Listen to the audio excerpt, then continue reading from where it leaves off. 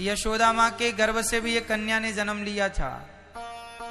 कन्या का नाम था कन्या, उसी कन्या का अब कोई पूछ ले आपसे कि बताओ ये नवरात्रि माँ भगवती का जन्म कहां से हुआ, तो माँ भगवती की माता का नाम है यशोदा। जब देवकी माता ने कृष्ण को जन्म दिया, उस समय यशोदा माँ ने भी एक कन्या को जन्म दिया था। अदला बदली हो गई, देवकी के बेटे को यशोदा के पास छोड़ दिया और यशोदा की बिटिया को कंस ने पत्थर पर पटकना चाहा। वही कन्या हाथ से छूटकर आकाश में अष्टभुजा धारण करके मां भगवती खड़ी हो गई। उन्हीं माता को विंध्यवासिनी मैया कहते हैं। विंध्याचल पर्वत में आज वही स्वरूप है। वो मां यहां मथुरा से विंध्याचल चली गई थी। ये दास अनिरुद्ध ने विंध्यवासिनी मैया का भी दर्शन किया है। तो विंध्याचल चली गई मां अष्टभुजाधारी। अब भगवान ने कहा देवी जाओ, मैं जन्म लेने वाला हूं, तुम भी जन्म लो, तुम्हें 9 नाम से लोग जानेंगे पहचानेंगे। वही विंध्यवासिनी मैया को, वही दुर्गा को, वही शक्ति को आज नवरात्रि के नाम से 9 देवियों के नाम से पुकारा जाता है। वही ये मां यशोदा की बेटी है, जिसे कंस ने पत्थर पर पटकना चाहा और वो हाथ से छूटकर आकाश में जाके अष्टभुजाधारी। मैया के 8 हाथ क्यों हैं? मैया आप लोगों के हाथ कितने होते हैं? कितने? गलत उत्तर है। इस धरती की प्रत्येक स्त्री के हाथ 8 ही होते हैं। आपके भी 8 हाथ है। सच्ची बताएं, आप लोग अपने आप को जानते ही नहीं। आपका परिचय आपको ही नहीं पता। आपके अष्ट भुजा आज भी हैं। देखो ना कैसे एक पत्नी अपने पति के लिए दोनों हाथ बढ़ाती है। पति कहे कि नाश्ता बनाओ, तुरंत पति ऑफिस जा रहा है, तुरंत नहा धो करके तैयार हो गई पति के पहले और नाश्ता बनाने लगी, चाय बना। तभी ससुर जी ने आवाज लगाई, अरे बहू चश्मा कहाँ है? तुरंत नाश्ता को छोड़कर अपने पति की सेवा के लिए खड़ी थी, पर ससुर की आवाज पर दौड़ पड़ती है, ये ससुर जी ये चश्मा आपका है। एक नारी को तभी उसके बेटे ने आवाज लगाई, माँ हमारा टिफिन कहाँ, हमारा बैग कहाँ? तुरंत माँ दौड़ पड़ती है अपने बच्चे के लिए, ये तेरा टिफिन है, ये तेरा बैग है, स्कूल जा। उसी समय बच्चे को स्कूल भेज रही है, उसी समय पति को दफ्तर भेज रही है, उसी समय ससुर जी को चश्मे और चाय की जरूरत पड़ी तो चाय भी बना रही है। एक समय में 4 काम कर लेती है स्त्री, इसलिए 4 काम करने वाली 8 हाथ से वो काम करती है। पूरी गृहस्थी की जिम्मेदारी इन 2 हाथों से थोड़ी होती है। आपके अनेक हाथ हैं। 2 हाथ से पति को, 2 हाथ से बच्चों को, 2 हाथ से सास ससुर को, और भी बहुत सारी जिम्मेदारियां स्त्रियों की होती हैं। घर की साफ सफाई से लेके घर की जिम्मेदारी, घर में राशन नहीं है, नमक नहीं है, हल्दी नहीं है, नमक तेल नहीं है, घी नहीं है। पुरुष को इसकी कोई जानकारी नहीं होती कि घर में शक्कर है, पत्ती है या नहीं। नारी इसका पूरा ख्याल रखती है और खत्म होने के पहले इसकी तैयारी करती है कि खत्म हो जाएगी तभी नहीं, उसके पहले बुला के रखवा लेती है, क्योंकि खत्म हो गई तभी कोई मेहमान आया तो मतलब वो हर क्षण हर जगह उसका ध्यान है, हर जगह उसका हाथ है। इसलिए प्रत्येक स्त्री 8 भुजाधारी, स्त्री के 8 हाथ, अष्टभुजाधारी। और बैठी किस पर है? अच्छा 8 हाथ इसलिए भी हैं स्त्री के, अर्थात माता रानी के। कई लोग कहते हैं ये दुर्गा मैया के 8 हाथ क्यों हैं? अरे भाई दुर्गा मैया के 8 हाथ इसलिए हैं क्योंकि दुर्गा माँ है। किस किस की माँ है? माँ सबकी माँ है। 4 बच्चों की। दुर्गा मैया के 4 बेटे हैं। माँ भगवती के कितने बेटे हैं? दुर्गा मैया मैं बोल रहा हूं तो दुर्गा में सभी माताएं आ गई, लक्ष्मी जी, सरस्वती जी, पार्वती जी, सब एक ही तत्व। इस बात को हमने कल समझाया था, अब एक ही बात को बार बार नहीं समझाएंगे। दुर्गा मतलब लक्ष्मी, दुर्गा मतलब पार्वती, कुछ भी शक्ति एक है, श्री मतलब लक्ष्मी, ठीक है। तो माता जी के हम 4 बेटे हैं। हम कितने भाई हैं? 4 भाई। कौन कौन से भाई?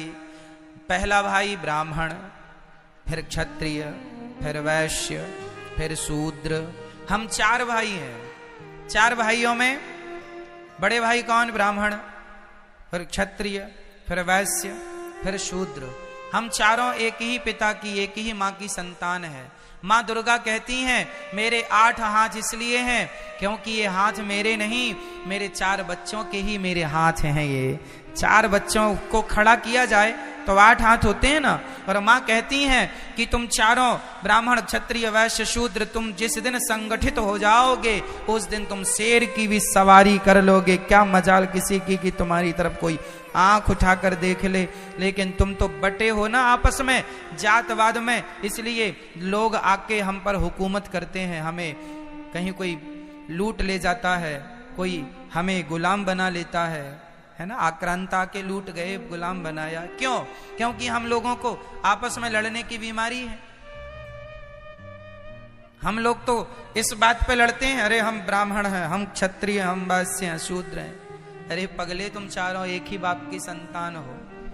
ये झगड़ा करने को कहा किसने? वेदों में तो कोई झगड़ा नहीं है। वेदों में तो ब्राह्मणोश्य मुखमासीद बाहु राजन्यः कृतः ऊरु तदस्य जत वैश्यः पदभ्यांगुं शूद्रो अजायत। एक ही वेद में एक ही जगह पर चारों की उत्पत्ति बताई है, एक से, श्रीमन नारायण से, ब्राह्मण, क्षत्रिय, वैश्य, शूद्र। हम चारों एक हैं। कोई छुआछूत हमारे भारत में नहीं है। लेकिन आज के कुछ मूर्ख लोग छुआछूत की भावना भी रखते हैं। क्या भगवान श्री राम ने छुआछूत रखी शबरी माता से? शबरी माता भी तो कोल भीलों की बेटी है। क्या राम जी ने छुआछूत रखा?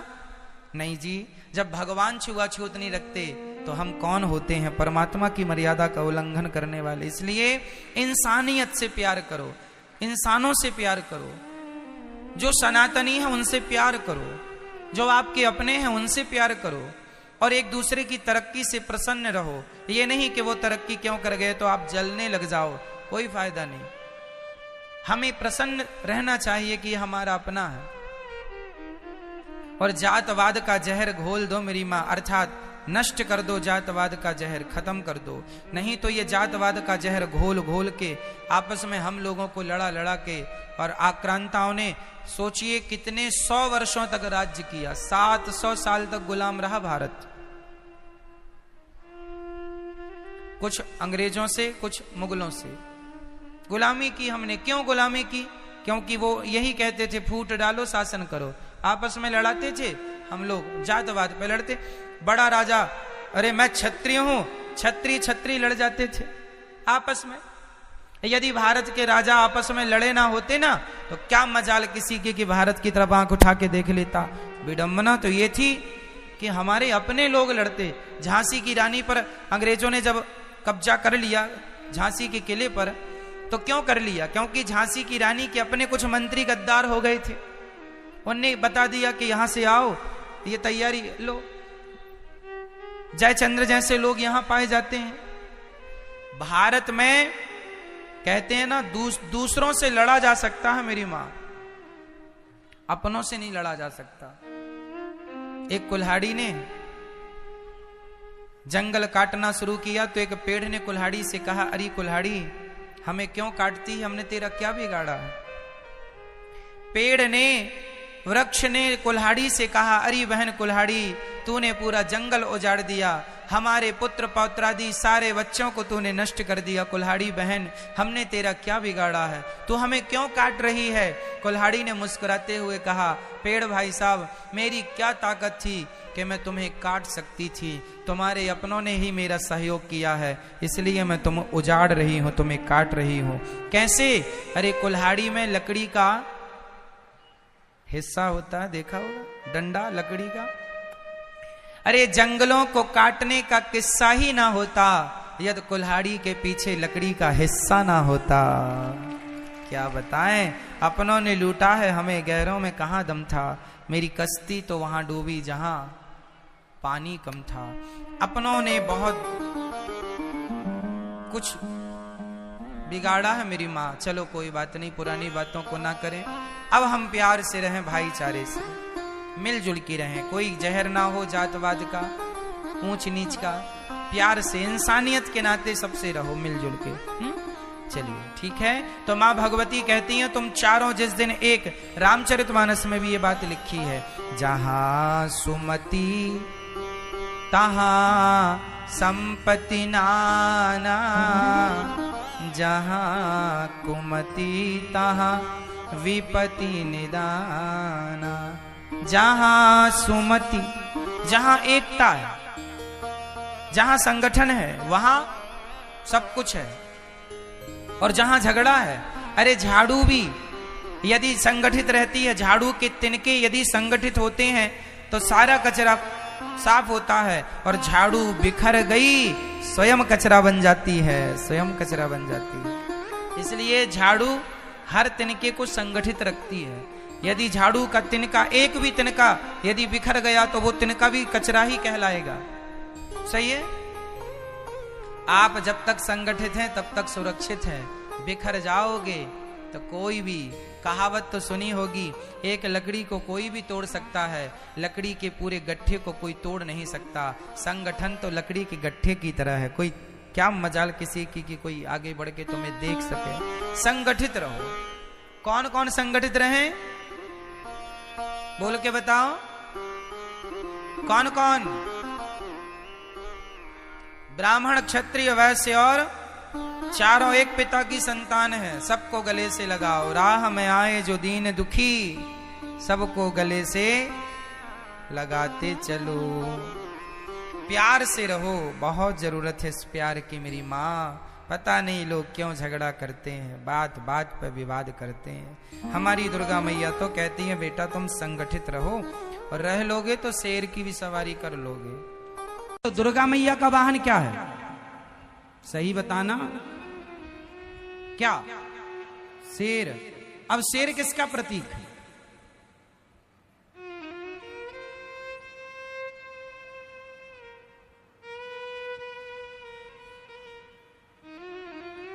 शेर सबसे ताकतवर होता है, तो ताकत का प्रतीक आप मान लीजिए किसका? शेर जंगल का राजा है। तो आप ये मान लो कि राजा का प्रतीक है, क्योंकि पहले के राजा महाराजा जो होते थे ना, उनकी गद्दियों में आगे शेर बना होता था। क्या बना होता था? तो शेर या तो आप ताकत का प्रतीक मानो या राजा का प्रतीक मानो, दो मान लो, दोनों सेट होंगे। अभी मैं सेट करूंगा। तो दुर्गा मैया का वाहन क्या है? शेर। अब बताओ दुर्गा मैया शेर पर क्यों बैठी है? क्या मैसेज है आपके लिए, समाज के लोगों के लिए? रोज जय माता दी करके चले आते हो, कुछ सीखते भी हो, मैसेज समझते हो? अभी सावन आया, शंकर जी पे सब दूध चढ़ाएंगे, सब पानी चढ़ाएंगे, ठीक है, लेकिन शंकर जी जो मैसेज दे रहे हैं क्या उससे आप प्रभावित हैं? क्या वो उतार रहे हैं जीवन में, कि केवल पानी को ही डाल करके अपनी भक्ति पूजा पूरी मान रहे हैं? अभी मैं शंकर जी पर आऊंगा फिर से, पहले दुर्गा जी पर हूं तो बात कर लो। दुर्गा जी का वाहन शेर, शेर प्रतीक है राजा का, बल का, ताकत का। बताओ क्यों बैठी है दुर्गा मैया शेर पर, क्या मैसेज है? नहीं, चलो हम बता रहे हैं, भूल मत जाना, सदा याद रखना, सबको बताना, मूर्खों को, जिनको याद नहीं है, जिनको पता नहीं है, जो सनातन धर्म की गहराई को नहीं जानते, जो सनातन धर्म के साइंस को नहीं समझते, मैसेज को नहीं समझ, उन्हें समझाना। ध्यान से सुनो। दुर्गा मैया के हाथ कितने हैं? 9, 10। वाह, यही मैया है, शेर के मुंह में मिठाई चिपका के आ जाती हैं और हाथ गिन के आती हैं 10।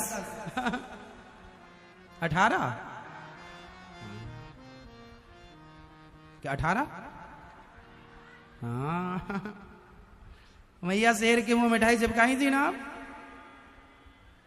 नहीं जाती हो दुर्गा मैया के मंदिर में तो कभी ध्यान नहीं दिया है ना?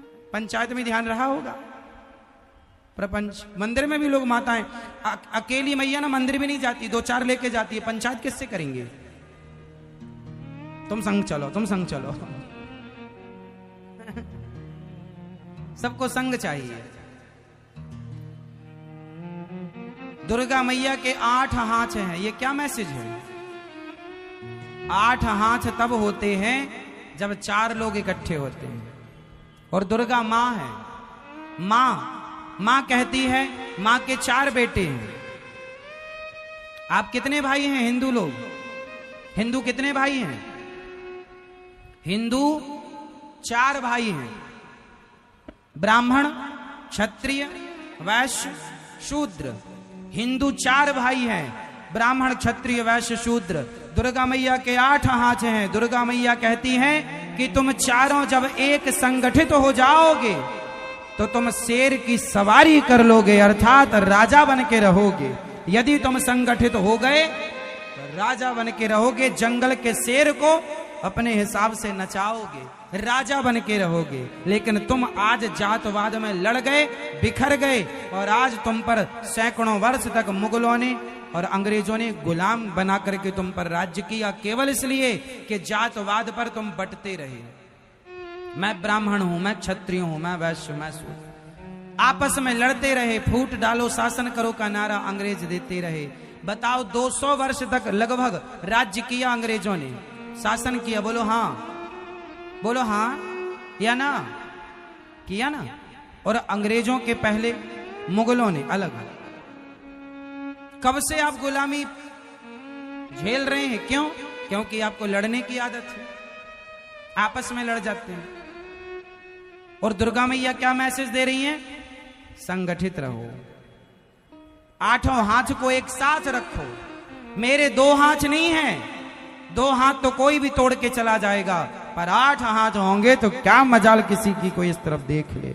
यदि हिंदू संगठित हो जाता तो अंग्रेजों की और मुगलों की ताकत नहीं थी कि वो भारत पर कब्जा करते। सोने की चिड़िया भारत देश को लूट कर ले गए। क्यों? क्योंकि तुम आपस में लड़ते रहे। और अभी भी तुम सुधरे नहीं हो, अभी भी लड़ाई भारत में आपस की चल ही रही है। ब्राह्मण की, क्षत्रिय की, वैश्य की आपस में लड़ो। छुआछूत, ऊंच नीच, जातवाद का जहर अभी भी घुला है। सबको गले क्यों नहीं लगाते आप? सबसे भाईचारा क्यों नहीं रखते आप? क्यों आपस में भाई हिंदू, ब्राह्मण, क्षत्रिय, वैश्य, शूद्र आपस में तुम लड़ते हो? एक संगठित हो जाओ। आज हिंदुओं के गांव क्रिश्चियनों ने क्रिश्चियनों में कन्वर्ट कर दिया। क्यों? क्योंकि आप में एकता नहीं है, क्योंकि आपको कभी अपने धर्म के लिए कोई समय नहीं है। लाखों हिंदू कन्वर्ट होके अन्य धर्मों में चले गए। क्यों? क्योंकि आपको छुआछूत करनी है। ऊंच नीच तुम बड़े बनना चाहे, हम बड़े हैं हमें मत छूना। हाँ, किसी के छू देने से तुम अशुद्ध हो जाते हो। इतनी गलत मानसिकता है तुम्हारी। दिन भर झूठ बोलते हो तब तुम अशुद्ध नहीं होते।